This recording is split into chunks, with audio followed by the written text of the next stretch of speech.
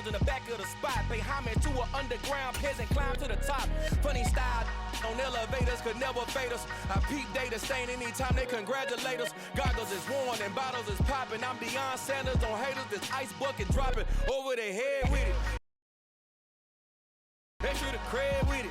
You either fight or flight, I ain't one for the ledge living. I do it for the one that died but fed millions. With soul food flowed and stocked my bad kitchen. I'm liberated. I drew a play that they ain't illustrated. I make a move they gladly imitated. I ain't flattered, I'm a dragon to your paper castle. The Alpha and Omega, promise it ain't nothing after. A new beginning. My catalog like James Earl Jones, the ever living. Imagine if I did make beats that's more for killing. Imagine if you come from the south out my city. You probably wouldn't make it, oh yeah, really. I go extra to be great. I go extra for the fam, I go extra for the cake. I got extras on.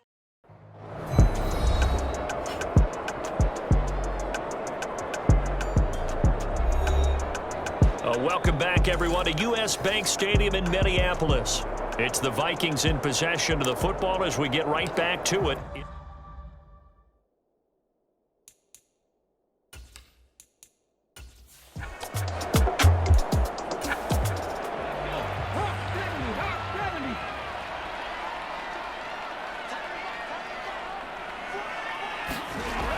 Another tote for the workhorse this afternoon. It's Cook. And little room to maneuver there. He gets it down to about the 39.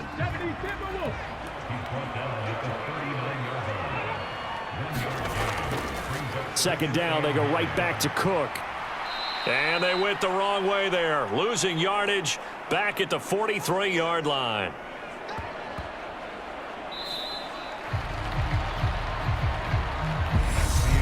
So they'll get a little extra time to come up with his third down play as we've played 3 quarters. You're watching the NFL on EA Sports. The Bears bring out an extra defender in the secondary now for third down. Looking to throw. Rich. This one brought in by Jefferson. And he's going to have another first down as the tackle's made here at the Bears 23.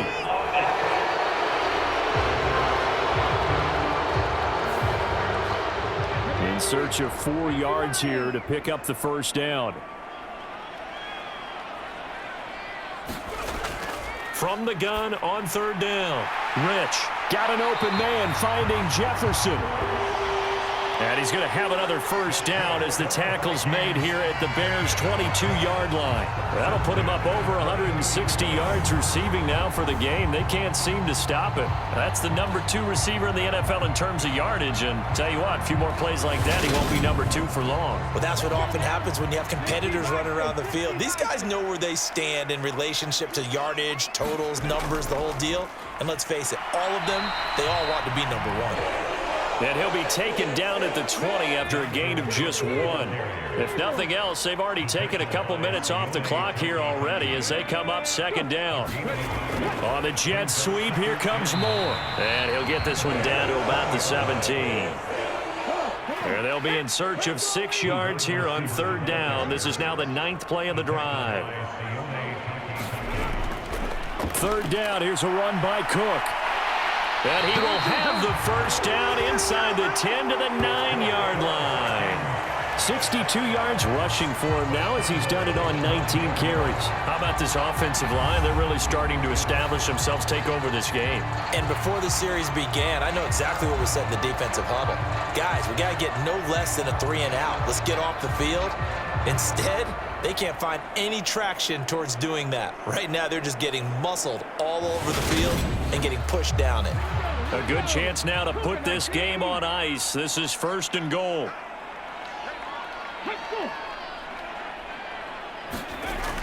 On the jet sweep, here comes Jefferson. And they'll be driven back here, losing yardage to the 9. It's a loss of a yard there, and it's second down. That's the danger, Charles, of running plays like this for your wide receiver. They can hit big or they can be duds. Yeah, you're exactly right about that, because if they're forced to try and go around defenders behind the line of scrimmage, sometimes you can give yardage in order to gain it. But in this case, they gave yardage and didn't get it back. Now from the 9, here's second and goal. Up the middle, it's Cook. And he'll take this from the 9 down to about the 7. A lot of tired bodies on that field, but this is a big play, 3rd and goal. Operating from the gun, Rich. He's got his man. It's taken in for a Viking touchdown. A great effort there. His 4th touchdown on the year. And the Vikings add on to their lead, and it's looking like that win streak is going to extend another week. I've heard you use the term put-away drive, and that right there seemed like the definition of a put-away drive. Yeah, it certainly just pops right up out of the book, doesn't it? Because up 2 scores already, just wanted to possess the football, keep converting and picking up first downs, and if the drive ends in 3 points, that's terrific. If it ends in a touchdown, fantastic.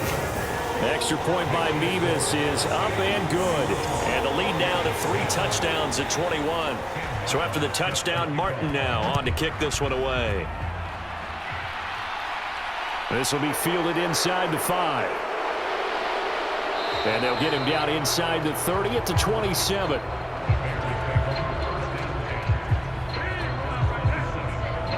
Onto the field now come the Bears. It's now appearing that this losing streak is going to continue. You know, the coaching staff was confident that this was going to be the game to stem the tide, but that just has not been the case. They'll come out throwing here to start the drive. Over the middle, it's complete. And they get him down, but not before he takes it across the 40-yard line. First down yardage on the first play of the drive. Give him 14. Well, those are the types of plays they probably wish they had made more of in the first 3 quarters. And this deficit going to be tough to overcome here in the 4th. But a nice first down and a pickup on that throw. Yeah, and this is where as coaches, you're looking for effort and execution. Even though the scoreboard is going against you, you want to find out who's going to fight, who's going to scrap, who's going to keep their heads up and continue to play.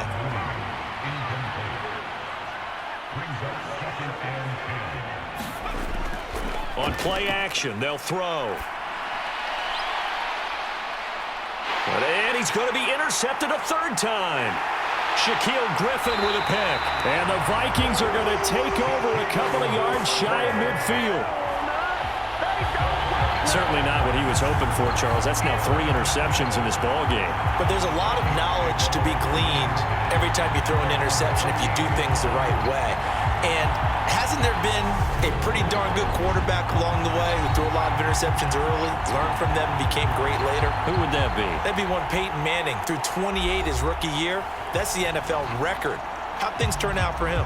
I think okay. He's a guy in all the commercials now, right? Yeah, I think he's doing okay. So good starting field position for him here as they come up 1st and 10. Just shy of midfield at the 48. Here's Cook as they begin on the ground. And he finds a little bit of room, enough for 4 yards. It'll be 2nd down. The run got 4. Now they deal with a 2nd and 6. They run it again with Cook. 3 yards is half of what they needed. Now can they get the other 3 here on 3rd down? Coming up here looking for 3 yards to pick up the first.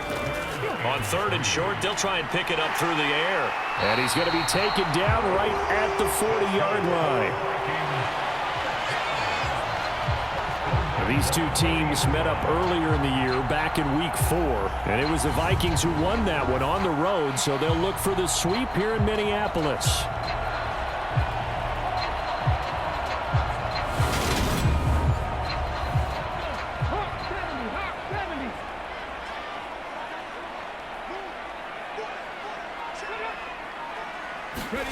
On the Jets sweep, here comes Jefferson. It's a 6-yard gain on the ground, and that'll make it 2nd and 4. They'll try the middle with Cook. And he'll be brought down at the 27-yard line. 77 yards rushing now for Cook, and this is a 1st down. Well, that's a carry they have to be satisfied with, and throughout this game, they've been satisfied with what he's given them. Whenever they've needed a big run, a 1st down, he's the guy they've turned to, and it doesn't matter what the defense thinks. They feel like they've got the confidence to keep handing it to him and keep picking up good yardage. Just a yard on the pickup there, and it'll bring up a 2nd and 9. So, Charles, you look at this offense, and really on paper, at least, a great situation for them upcoming. They're unbeaten on the year, an open week coming up after this. So I guess my question, any worry that maybe this is coming at the wrong time? Oh, definitely I would be worried about this game, maybe more than any other on this schedule, because I know my guys are looking ahead to that open week. I've got to keep them focused on the task ahead, make sure they take care of business in this one. Otherwise, you're talking about a double trap. The trap of losing the game and then having the open week and having to stew about it. From the gun on 3rd down. Rich, complete, Jefferson to target. And he will have a Vikings first down by about a yard as they find a way to convert there on 3rd down and 5. Now that's a catch of some significance. It's number 631 of his career, and why that's significant, it ties him with Hall of Famer Raymond Berry. Who's one of the most precise route runners at any position during his time in his career. So I think that we're seeing something very similar here. He may not have known Raymond Berry, but he goes about his business the same way. Understands how defenses are going to play, understands where the leverage is, and goes away from it to the tune of 631 catches. On 1st down, they'll go to the ground attack. And he'll fight forward maybe to the line of scrimmage, but that's all. Officially nothing on that last run. They'll try again, 2nd and 10. Back to throw. Rich forced out to his left. Throw left side complete. That's Cook. And he'll get nothing out of that one. Well, this drive, they're a perfect 2 of 2 on 3rd down conversions, but they need a full 10 yards here. He's going to be sacked back at the 23-yard line. It'll be a loss of 8 on the sack, and it's going to lead him to 4th down. Well, this has to count as a great team effort today, but this man, he's been at the center of all of it.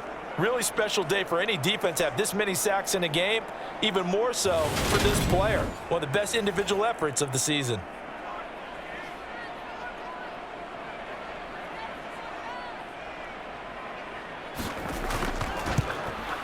Mevis knocks this one through, and that will extend their lead even further.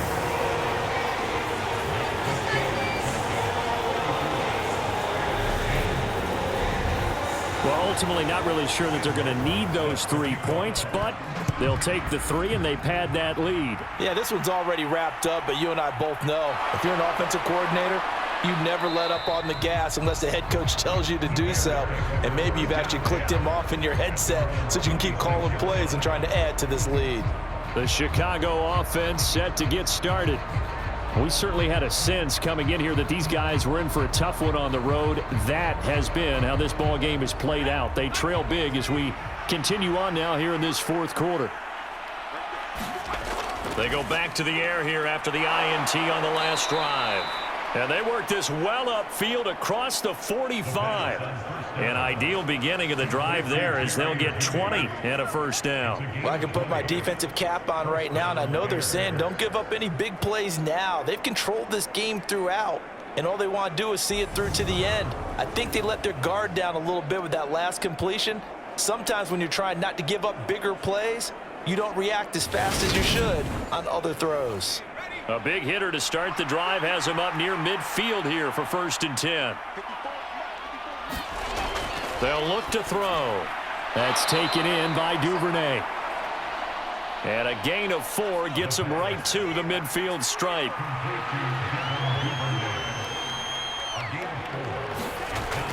From the midfield stripe, they'll look to throw. And they're going to get this down to about the 37.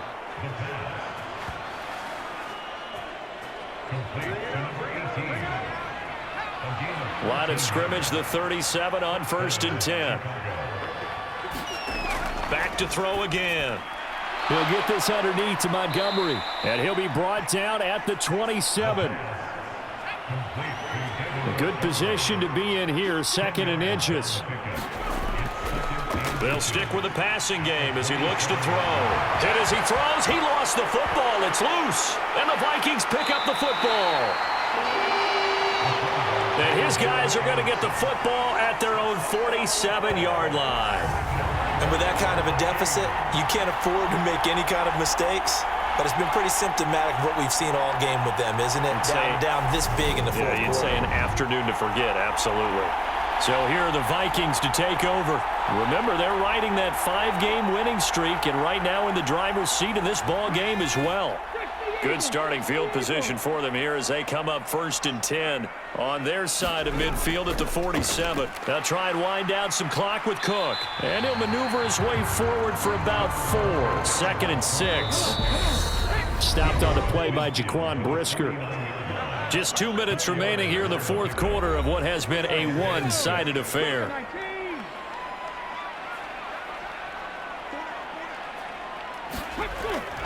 On 2nd down, it's Cook again. And he'll get this into enemy territory, but not by much as he's down to the 48. They'll need 5 on this play to move the sticks.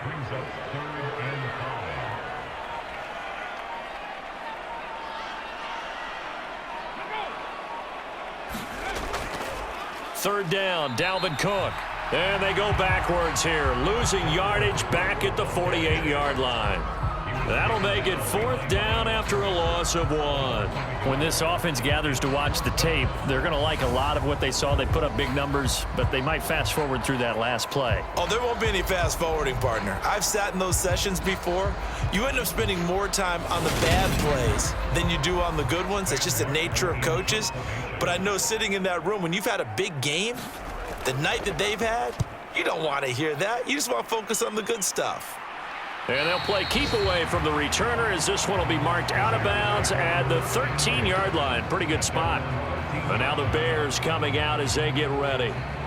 Where we stand right now in the fourth quarter, this one pretty much out of reach. And, Charles, I know they're going to be disappointed about several things with this ball game, but the self-inflicted wounds, they've had several turnovers. You would have to think that's going to be something they're going to discuss heavily in the film session in the coming days. You're absolutely right about that, partner, because they're going to have to sit in that film room and watch every error that they made and figure out how to not do it in the future. And mentally, I think a lot of the guys are already starting to think about, okay, how do we put this behind us and get better for the next time out? This, they'll use as motivation for the rest of the time that they play to hopefully never be in this type of situation again. Now the Bears going to use the second of their timeouts as the clock stops with 23 seconds to go in the game. Back to throw now on 1st down. And this will be caught by Mooney. And the result here, a pickup of 8. Leaves him with 2 to go on 2nd down.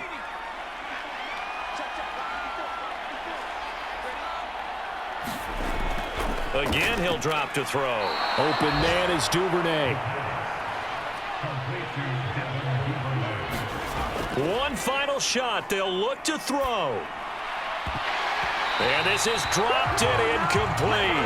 Well, there's a metaphor for how this one is gone as time has run out on this ball game.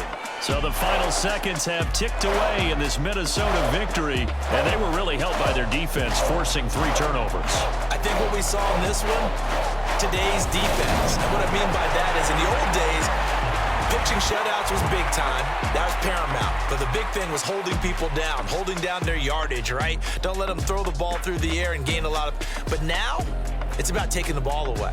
Taking away possessions, getting the ball back for their offense. They had 3 takeaways in this one, and it led them to victory. So for Minnesota, they remain as hot as anyone, 6-0 now through the first month and a half. And they'll be able to enjoy this one through the bye week before they get back at it again.